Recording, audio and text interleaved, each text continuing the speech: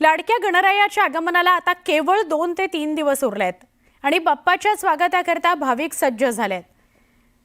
गणरायाला आवडणारे जिन्नस, स्वागताकरता लागणारे सजावटीचं साहित्य, पुष्प, मखर या खरेदी करता भक्तांनी दादरच्या बाजारात गर्दी केलेली बघायला मिळते।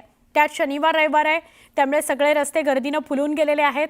आता 2च दिवस उरलेत। सोमवार, मंगळवार, बुधवारी बाप्पा येतायत, त्यामुळे बाप्पाच्या आगमनापूर्वी सुटीचा शेवटचा रविवार म्हणून भक्त सकाळपासून दादरमध्ये गर्दी करतायत। सध्या आपण आहोत दादरमध्ये आणि दादरमध्ये माझ्या शेजारी हा फुल बाजार सगळा आपण बघताय। रेल्वे स्थानकाच्या अगदी शेजारीच असलेला हा फुल बाजार आहे आणि इथे मोठ्या प्रमाणावर सगळे भक्त गर्दी करतात।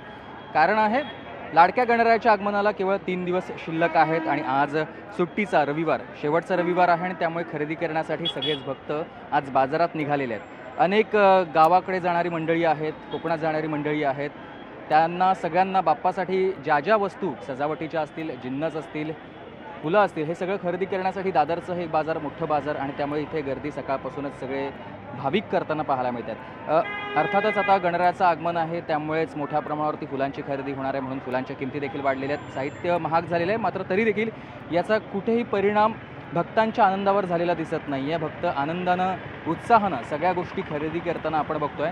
सकाळपासूनच भाविकांनी ही गर्दी केली आहे आणि हाच उत्साह पुढचे 3 दिवस असणार आहे। 3 दिवस अशाच पद्धतीनं खरेदीसाठी लगबग सगळ्या भक्तांची आपल्याला पाहायला मिळेल।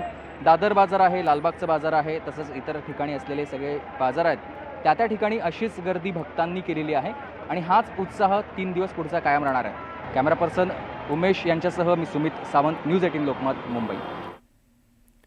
गणेशोत्सव अगदी 2 दिवसांवर आलाय।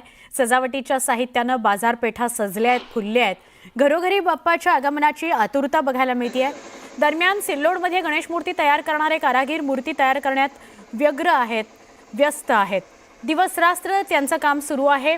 मनमोहक मूर्ती गणरायाचं लक्ष वेधत आहेत। गणरायाच्या मनमोहक मूर्ती आपल्या सगळ्यांचं लक्ष वेधून घेत आहेत। आमचे जे कामगार 10 ते 15 कामगार आमच्याकडे काम करत आहेत। यावर्षी आम्ही दरवर्षीपेक्षा जास्त मूर्ती यावर्षी बनवलेले आहे। यावर्षी कमीत कमी आम्ही 10 ते 12,000 मूर्ती आम्ही लहान ते मोठे मूर्ती बनवलेले आहे। 7 इंचापासून तर 7 फुटापर्यंत मूर्ती बनवलेले आहे।